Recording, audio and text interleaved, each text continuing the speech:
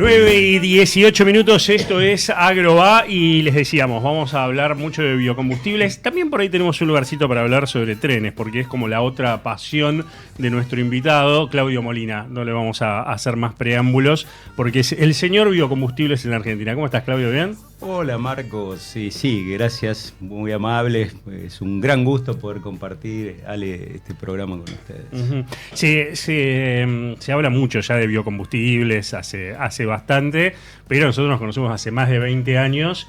Ya había, hay que decir, cuando yo te conocí, ya había una ley de biocombustibles que estaba ahí en marcha, pero era como un tema mucho más incipiente, ¿no? Y ahora está instalado totalmente a nivel había mundial. Que batallar mucho sí. sobre el tema.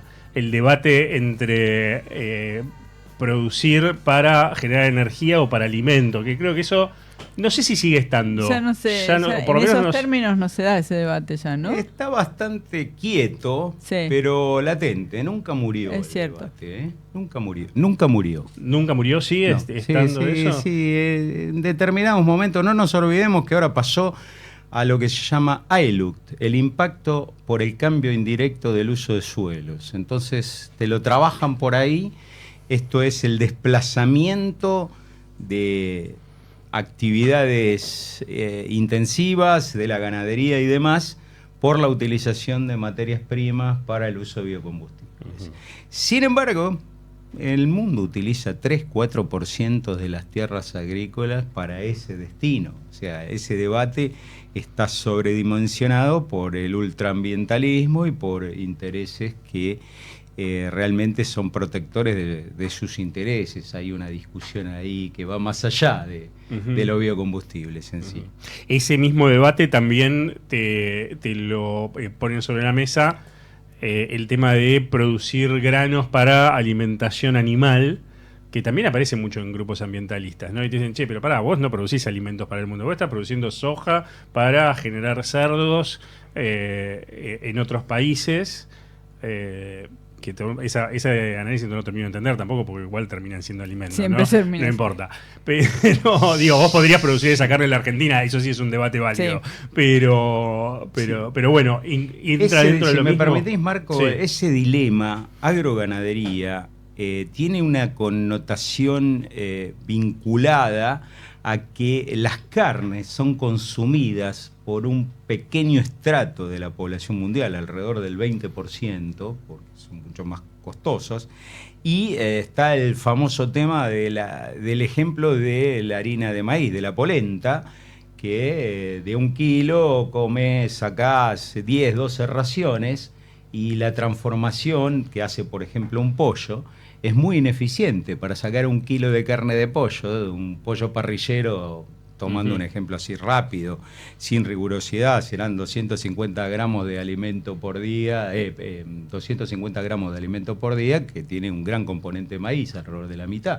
Entonces, conviene mucho más consumir alimento vegetal directo que vía carne, que es mucho más caro. Y el debate viene por el tema del hambre mundial, hay connotaciones sociales muy fuertes.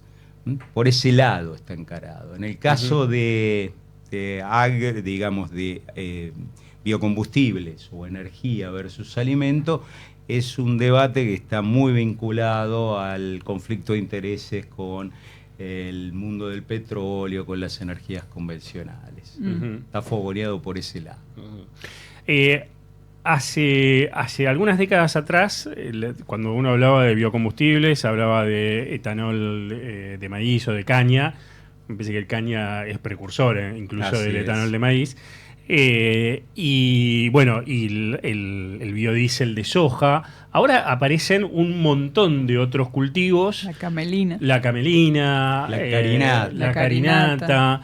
Que incluso hasta hay como un doble propósito, si querés, generar energía, pero también desde el punto de vista de rotaciones y de cuidar el lote, te suman, te aportan mucho más. ¿Cómo es la evolución de esas distintas alternativas? Bueno, esto está traccionado, básicamente, estos cultivos alternativos no alimentarios, básicamente, que se pueden utilizar las harinas, digamos, para alimentación animal en muchos casos, está traccionado por la movida que viene de la aviación internacional. Es decir, los objetivos que ha establecido la IATA, la Organización de la Aviación Internacional, que componen la gran mayoría de las empresas aéreas del mundo, más de 320, han establecido objetivos muy rigurosos de reducir las emisiones, la huella de carbono, para el 2050 al 0% neto, de los cuales un 65% va a provenir de combustibles sostenibles de aviación. Y para que los combustibles sean sostenibles, consideran que no deben competir con los usos alimentarios.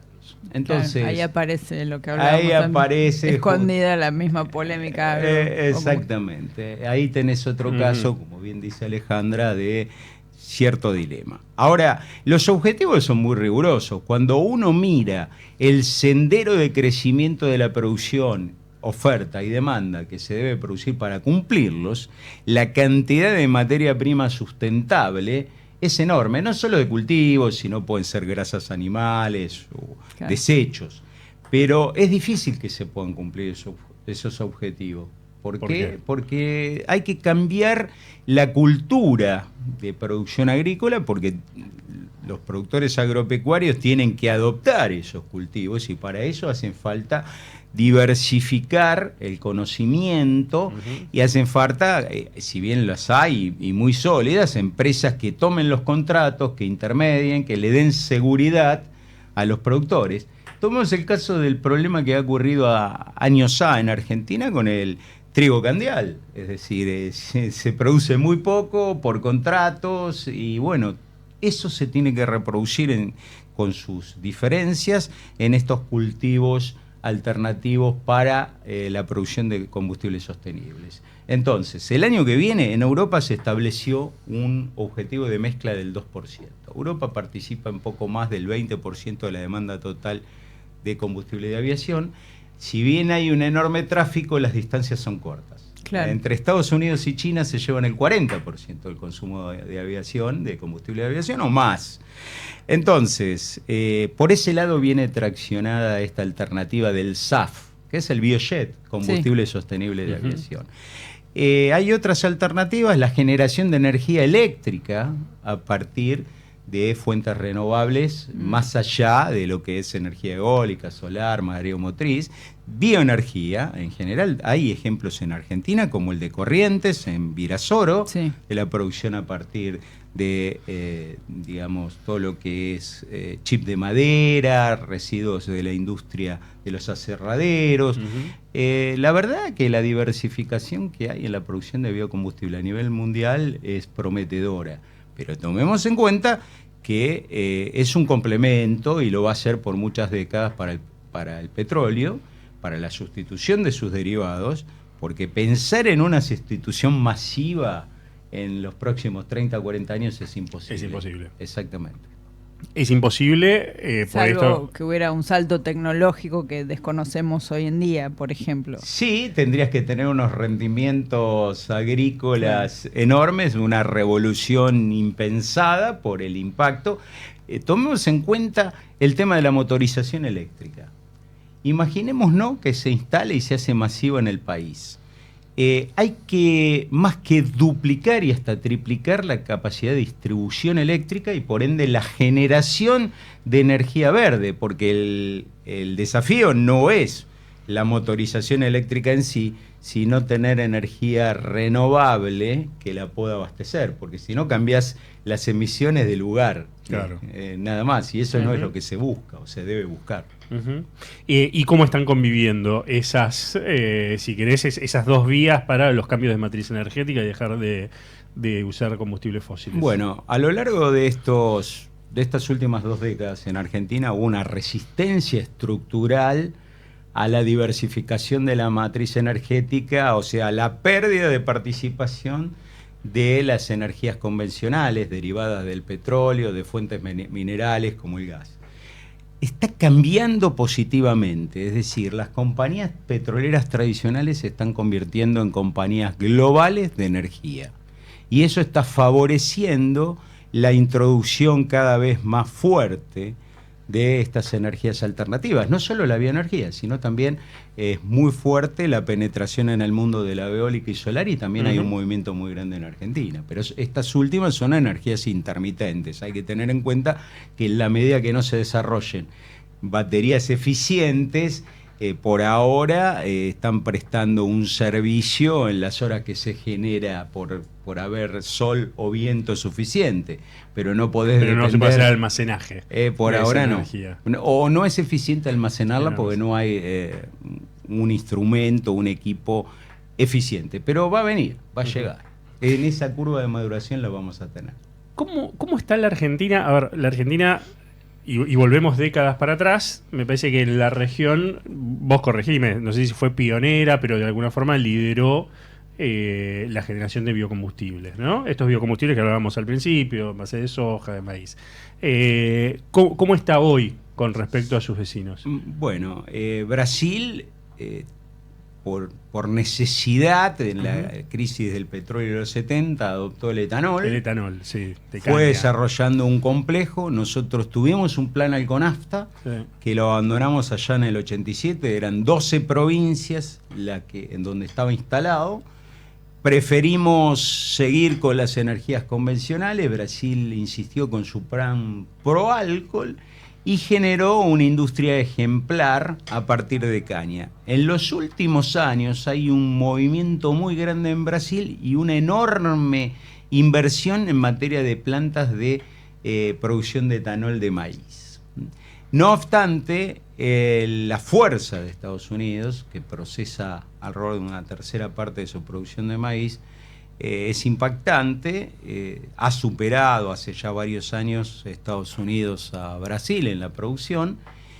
En Europa se usa mucho, pero no tienen el potencial de generación que tienen ni Estados Unidos ni Brasil. Argentina ha dado pasos muy importantes en materia de biocombustibles desde el 2006.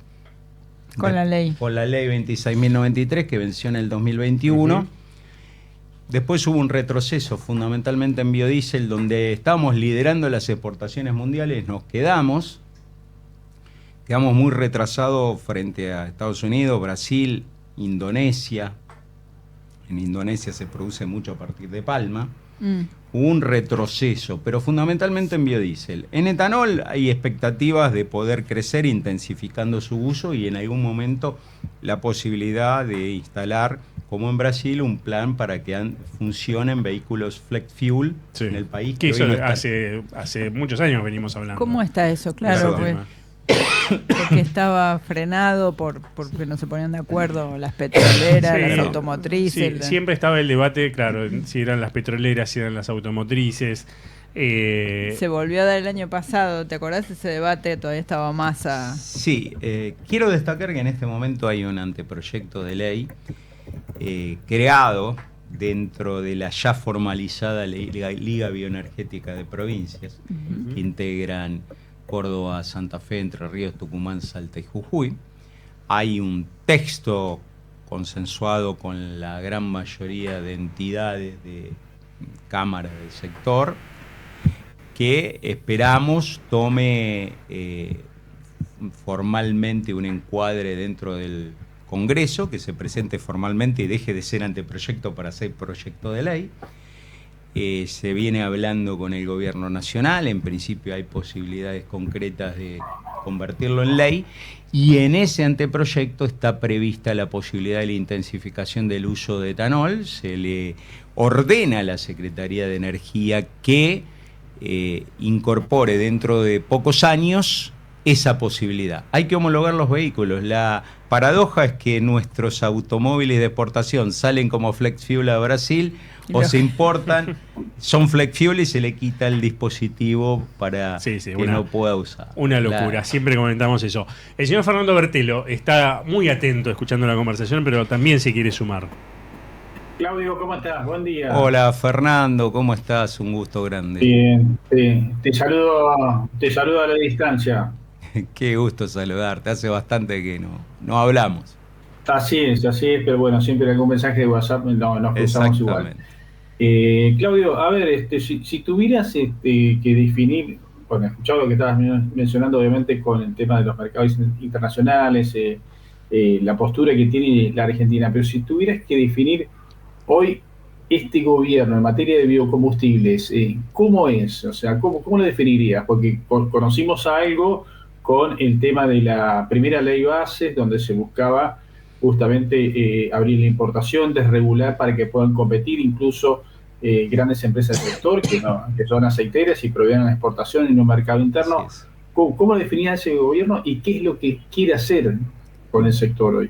Bueno, la pregunta es muy importante y oportuna. Tomemos en cuenta que los biocombustibles tienen como principal drivers de desarrollo al ambiente y a la salud. No solo hay que considerar el tema de la reducción de las huellas de carbono, sino la reducción de las emisiones contaminantes que dañan la salud.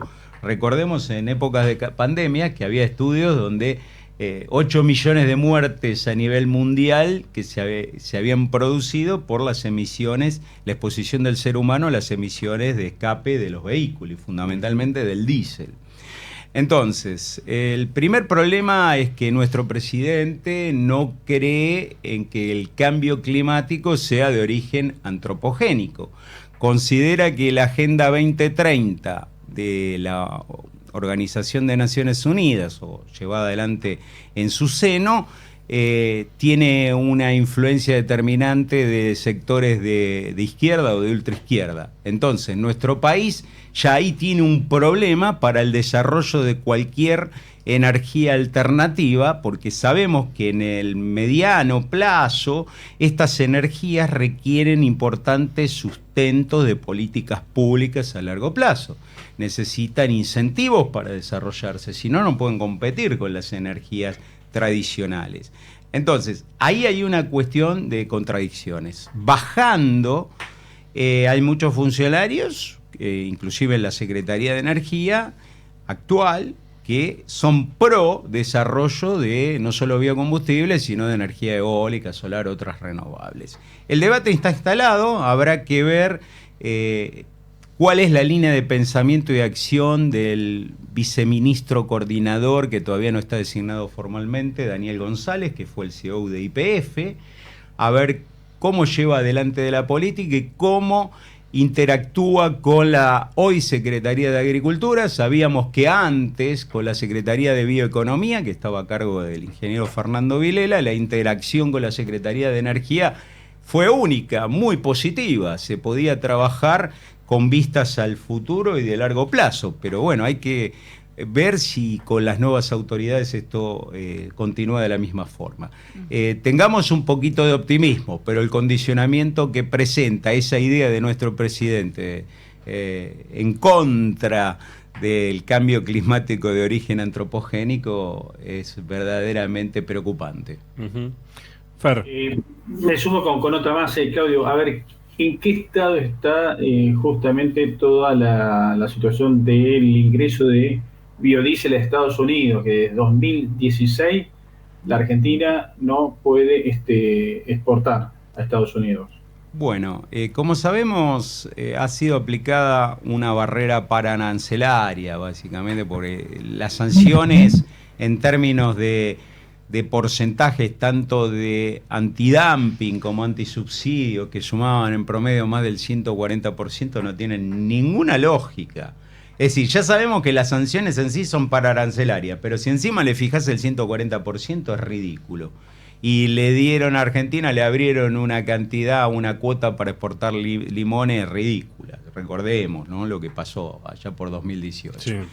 Esto lo está llevando adelante Cancillería, lo está llevando adelante la Cámara Argentina de Biocombustibles, Carbio, con importantes letrados, pero las trabas son de origen político, no son técnicas, porque en definitiva se está tratando de evitar que Argentina exporte y hay paradojas. Algunas de las empresas exportadoras que están aquí en Argentina integran la Cámara en Estados Unidos, que pone las trabas. Entonces, bueno, sabemos que esas competencias en las grandes multinacionales existen. En este caso, no es directa, pero sí por inacción, porque alguno de esos socios quizás no ha puesto todo lo que tiene que poner para resolver el problema. Pero va más allá, Fernando, el problema es político y no creo que se resuelvan. Ojalá Estados Unidos dé una oportunidad a la Argentina con el cambio de autoridades, cualquiera sea el signo político que asuma el poder próximamente, como dio Europa de ese 1.200.000 toneladas libre de aranceles extraordinarios. Pero viene difícil el tema, ¿eh?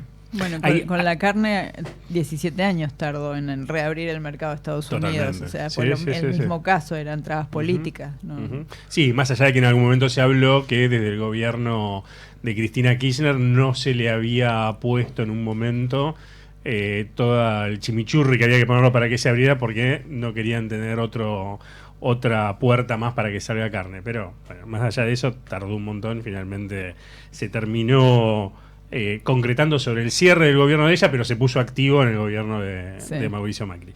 Te vuelvo un pasito para atrás de lo que hablábamos, este anteproyecto de ley que está en el Congreso. Contanos más detalles, si pensás que es superador con respecto a lo que hay ahora. Es muy posible que lo sea, pero digo, con respecto al que estaba vigente hasta su vencimiento.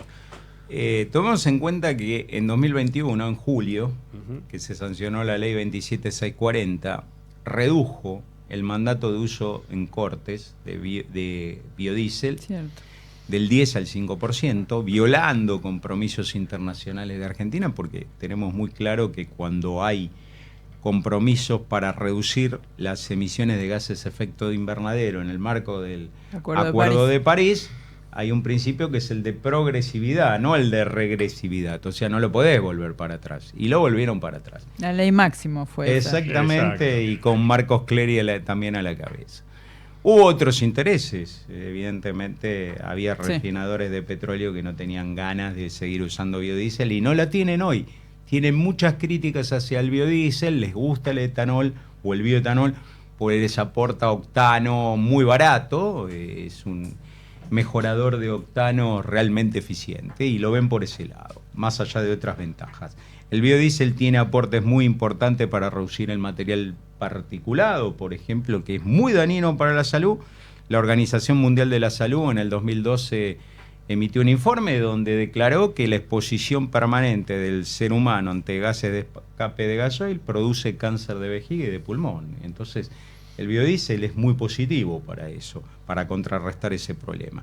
Con relación a la pregunta, al foco de tu pregunta, Marcos, bueno, lo positivo del proyecto es que establece, en primer lugar, la restitución del corte de gasoil con biodiesel al 10% y un sendero de crecimiento con fechas para llegar al 15%. En el caso del bioetanol, mantiene el 12% y un sendero rápido de crecimiento al 15%. Les da la posibilidad a las compañías refinadoras de petróleo, en el caso del bioetanol, participar en la mitad del excedente del 12%, en el caso del biodiesel por arriba del 15%. Se abre también la posibilidad, como comentaba antes, de introducir nuevos biocombustibles, como el combustible sostenible, el biocombustible sostenible de aviación, el biojet. Es la autoridad de aplicación quien lo tiene que llevar adelante los programas. Está mucho más concreta la posibilidad del desarrollo del biogás, biometano, que está casi omitida en la ley actual. Lo importante desde el punto de vista de la reducción de conflictos de intereses es que los refinadores de petróleo van a poder ingresar al negocio como querían. Y se deja mucho más en claro una serie de cuestiones que siempre estaban discutiéndose. Se deja de regular el precio y el cupo o licencias para atender esos mandatos, tanto en biodiesel como bioetanol. Se pasa a un régimen de licitaciones.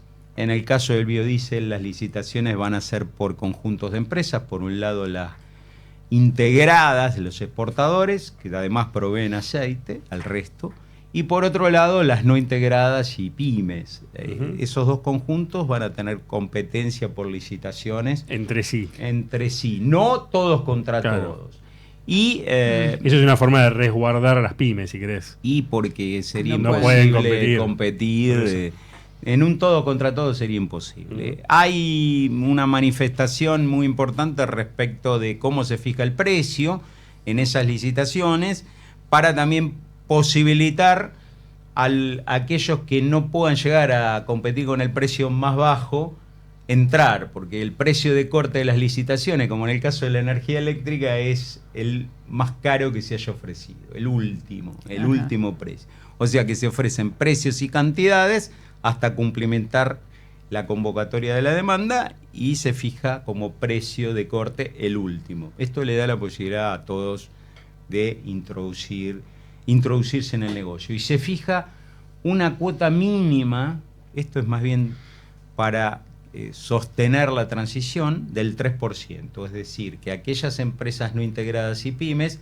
van a recibir una licencia, una cuota del 3% con el precio de licitación. Pero ya tienen asegurado un 3%, el equivalente al 3% de la demanda, en biodiesel. O sea, ahí se hace como una base, si querés, sí, exactamente. Y después el resto se licita. En el caso de las integradas, que son las exportadoras... Y el precio, perdóname, porque no, la verdad que me cuesta entender estas cosas. No, es complejo. El precio de ese 3% estaría establecido en base a lo que surja de la licitación. De la licitación del mes. Las licitaciones, digamos, van a ser periódicas, mensuales, por ejemplo, y entonces tomemos el caso de una empresa pequeña que recibe una licitación, recibe en forma fija una cantidad de biodiesel por mes. Esa cantidad puede ser igual a la capacidad de producción o puede ser menor. Depende de cuál es su capacidad de producción, porque ese 3% tiene un tope, establece, digamos, 30.000 toneladas por mes se van a repartir entre 27 empresas. Sí. Algunas, esa cantidad le va a dar por arriba de su capacidad de producción, con lo cual solamente toman su capacidad de producción, y a otras le va a dar por debajo. Esas van a tener que salir a licitar la diferencia. El precio es el que se establezca en la licitación del mes. En el caso del bioetanol, hasta el 12% se divide el mercado en caña y maíz. Y las licitaciones son por ese segmento, por cada segmento. Más allá del 12%, las licitaciones son libres, todos contra todos. O sea, y como ahora sería un 6 y un 6 en partes iguales, eso es fijo. Y de arriba de eso son las licitaciones. ¿Qué va a ser para el maíz, que es el que tiene excedente? Bueno, en principio uno piensa que sí, pero también puede haber alguna empresa de la cadena de valor de la caña de azúcar que en determinado momento sea muy competitiva. Igual estas empresas del NUA están estudiando, en algún caso han avanzado en la integración de capacidad de producción de alcohol de maíz. O sea que pueden aparecer pronto un mismo jugador, algunas compañías que tienen las dos alternativas de producción. Claro. Y ahora entre el grupo de las grandes, de las productoras de aceite, que son también las exportadoras de cereales y oleaginosas, y de las chiquitas, que son específicamente, hay un porcentaje que se le asigna. En realidad es muy bien, Alejandra, es una pregunta para contestar. ¿Cómo se distribuye el porcentaje a licitar fuera de ese reparto igualitario para las no integradas y pymes?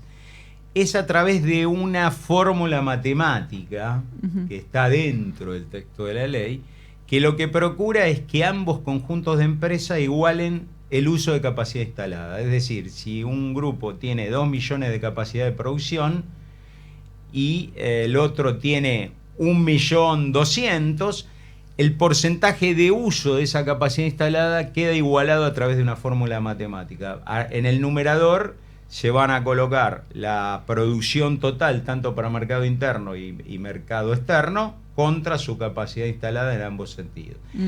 Es una fórmula que, por supuesto, puede ser vista como arbitraria, pero de alguna manera tenés que establecer una forma de distribuir esa demanda. Supongamos que con el 10% se necesitan alrededor de 1.200.000 toneladas, por poner un número, anuales. ¿Cuánto le das al grupo de integradas y cuánto al resto? Entonces tenés que tener algún criterio. Todos los criterios tienen mayor o menor grado de arbitrariedad, son subjetivos. Te llevo más pasos para atrás, porque lo mencionaste al pasar, nos vamos a meter en historia. ¿Qué pasó con ese proyecto Alconafta? ¿Por qué se desactivó? Vos dijiste en el 87, se desactiva. Sí. Yo me acuerdo cuando era chico, familia, sí, claro, Alfonsín. Familia tucumana, cruzabas la frontera con Tucumán y sí o sí había Alconafta, no había otra nafta, no tenías otra opción. Y estaban las discusiones de los carburadores que se tapaban, que el primer tanque que gastabas era un problema. Después ahí andaba todo el mundo con Alconafta. Y de repente desapareció. ¿Qué fue lo que pasó? Bueno, hay una cuestión de costos.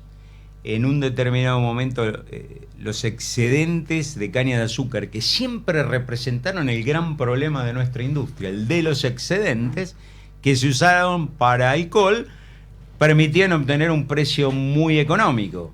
Después, cuando esos excedentes no alcanzaron para cubrir la demanda destinada a esa producción de alconafta, empezó a ser más cara la alconafta y a pesar de haber una ley nacional, la 23287, el programa se desactiva y se usaba en 12 provincias ya. La 12 provincias. Si pasan por Entre Ríos, cuando bajan del puente Rosario Victoria, en Victoria, a la derecha hay un puerto de pescadores y quedó un ingenio de remolacha azucarera que tenía destilación y que participaba del plan Alconafta, quedó trunco. Si uno va por la ruta 11, en el límite de Santa Fe y Chaco, está Florencia, la localidad de Florencia, a la derecha van a ver las bases de cisternas de la alcoholera Florencia que participó. Entonces hubo una cuestión económica, se utilizó el programa para resolver un problema de corto plazo y no como una política de Estado a muy largo plazo, a pesar que la ley 23287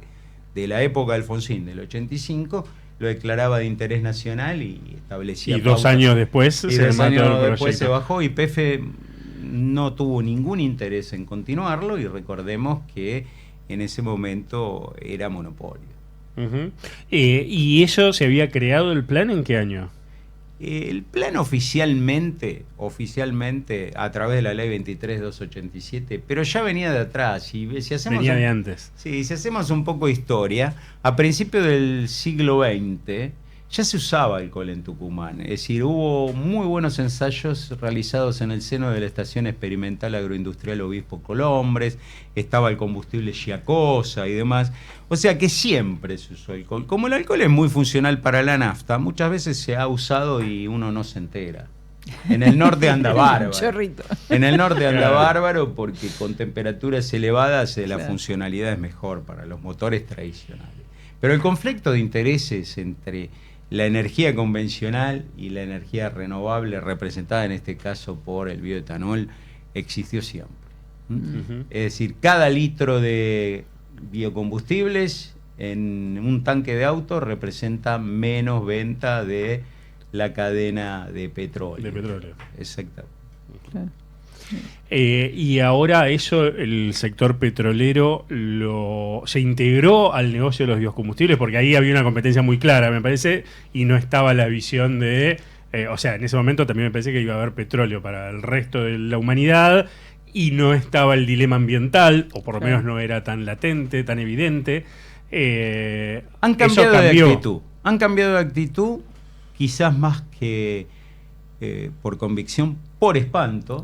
Vienen exigencias muy fuertes de los inversores del exterior, en el sentido que le dicen, se tienen que reconvertir, muchachos, porque necesitamos una industria más verde, y eso lleva a una movida muy intensa, particularmente en Estados Unidos. Apareció la posibilidad de convertir viejas destilerías o refinerías de petróleo ineficientes y abandonadas, reconvertirlas para producir green diesel, aceite vegetal hidrotratado, que sustituye 100% al gasoil. Es una tecnología superadora que viene de muchos años atrás. Recordemos que en el Congreso APRESID de 2008 ya estuvo una alta autoridad de la Neste Oil mostrando esta tecnología de HBO, Neste Oil de Finlandia. Sí. Eso se sabía que iba a llegar, vino con mucha fuerza y está generando un problema en nuestra industria de molienda de oleaginosas. ¿Por qué? Porque para producir HBO Green Diesel se ponen en funcionamiento nuevos crushing en Estados Unidos y aumenta la oferta de harina de soja. Y esto está desequilibrando el mercado. Claro. Para ir cerrando, Claudio, ¿cómo te imaginás en un futuro? Porque hablamos de nuevos cultivos para la elaboración del biocombustible tradicional que tenemos. También hablamos de energía eólica, hablamos de el tema de la energía eólica. Va a seguir, obviamente, el petróleo, el gas con vaca muerta. ¿Cómo te imaginás? No sé, si querés soñar y decime lo que pensás que debería ser la Argentina para tener energías integradas de alguna forma y que sea un sistema sustentable. Bueno, en primer lugar, tiene que haber una coincidencia de los grandes actores. Este anteproyecto de ley, que tengo la ambición que se convierta en proyecto de ley y se sancione y el Estado lo promulgue, que está en este momento en el seno de la Liga Bioenergética, es un primer avance. Necesitamos grandes inversiones. Para eso son fundamentales las reglas de juego claras. Sin reglas de juego claras y a largo plazo, nadie hunde capital en Argentina, solamente para reponer equipos de un negocio que tiene un flujo de fondo en firme, repone el equipo que se le rompió y a otra cosa. Esto es distinto. Los movimientos de inversiones se hacen sobre bases sólidas, instituciones, leyes, autoridad de aplicación que hacen cumplir las leyes, porque uno de los problemas de Argentina es que tenemos legislación que después no se cumple. Esto biocombustible todos los días es parte del problema, es decir, no cumplir lo que se exige cumplir. Bueno, eso tenemos que cambiarlo y sin duda vamos a tener una transición energética con una fuerte participación del gas natural por la abundancia relativa en unas décadas, pero Argentina tiene recursos enormes en materia bioenergética, con lo cual tiene la posibilidad, si hace las cosas bien, de recuperar el espacio perdido y de liderar con mucha más intensidad este movimiento. Creo que van a venir inversiones para hacer combustible sostenible de aviación, que tiene que estar orientado a la exportación, porque nuestro mercado aéreo es muy chico, no hay lugar para grandes competencias, con lo cual si tenés una planta tiene que ser competitiva, de escala y tecnología internacional y orientada a la exportación. Esto va a venir pronto. Si avanza la intensificación del uso de bioetanol, vamos a tener inversiones fuertes. Y para exportar también. Para el uso del mercado interno y de a poco la exportación, porque tiene muchas barreras arancelarias en los principales destinos. Okay. Es decir, Europa, Japón le aplican alícuotas aranceles de importación muy altos. Entonces es un problema el mercado internacional. Con mucho esfuerzo Argentina exporta bioetanol. Europa. Exacto, pero sin rentabilidad, lo hace para estar presente, nada más. Eso debe crecer. Y después tenemos todo el tema del biogás, biometano, que ofrece posibilidades muy importantes. Los problemas es que son pequeñas producciones muy dispersas en el espacio geográfico. Eso tiene que ir mejorando en cuanto a la logística. Soy optimista en los biocombustibles, la bioenergía en general va a cubrir mucho más espacio del actual, y las exigencias que vienen del exterior relativas a la huella de carbono y que van a ser más intensivas en materia de huella de salud, nos van a posicionar de otra manera. Tenemos que salir de esta trampa cortoplacista de tener legislaciones para ver solamente sus resultados en la próxima elección. Ahora, una ley como esta que está en la Liga de las Provincias Energéticas, ¿alcanza, es suficiente o también necesitamos que se estabilice la macro y todo lo que afecta? Bueno, en materia específica de la actividad, es de esperar que este sea el primer paso y que luego venga una legislación para regular todas las producciones sustentables que reduzcan huella de carbono, que se cree un mercado de carbono en Argentina, que se integre con el mundo. Eso tiene que pasar, porque lo exige la demanda mundial. Ahora, la cuestión macro es fundamental, condiciona las inversiones, es decir, pensemos hacia nosotros mismos. Si tenemos ahorros, por más pequeños que sean, los queremos garantizar, no los rifamos. Un inversor actúa de la misma manera, entonces tenemos que tener condiciones, una macroeconomía estable, una presión impositiva razonable, una baja variabilidad de la normativa, bajar la corrupción. O sea, las instituciones son claves y eso va a llevar unos cuantos años. La reconversión del país va a llevar unos cuantos años. Claudio, fue un placer tenerte acá, la verdad que fue un gustazo, así que nada, te vamos a llamar en otro momento, te despedimos, se despide también Fer, ya nos despedimos todos porque estamos los ferrocarriles. Nos quedó el ferrocarril por otro lado. La próxima hacemos capítulo ferrocarriles. Fer tenía muchas preguntas, ¿no?, para hacer sobre este tema. Pero encantado, vuelvo cuando quieras. Sigo mucho el tema de ferrocarriles a partir de muchos escritos de Claudio Molina. Gracias por la posibilidad que me brindaste hace 2 años atrás de poder trasladar a la opinión pública algunas opiniones, y lo seguimos intensamente, así que me siento en mi casa cuando quieran. Te invitamos de vuelta. Claudio, muchísimas gracias. Gracias a ustedes. Claudio Molina pasó por Agroba y nosotros nos despedimos también porque ya tenemos que dejar el aire. Ale, buena semana, nos vemos el martes que viene. Fer, nos vemos el martes que viene, sin paro, sin baja de retenciones, nos encontramos todos acá, ¿sí? Perfecto, quedamos así. Esperemos que así sea. Bueno, gran abrazo. Boletín oficial, ya salió. Totalmente. Nos vamos. Esto fue Agroba. Quédense en la programación de la radio. Nosotros nos reencontramos el martes próximo a las 9 de la mañana acá en LED FM. Marcos López Arriazu, Fernando Bertelo, Alejandra Groba. Agroba, martes, 9 horas, por LED.fm. Somos radio en vivo, somos podcast.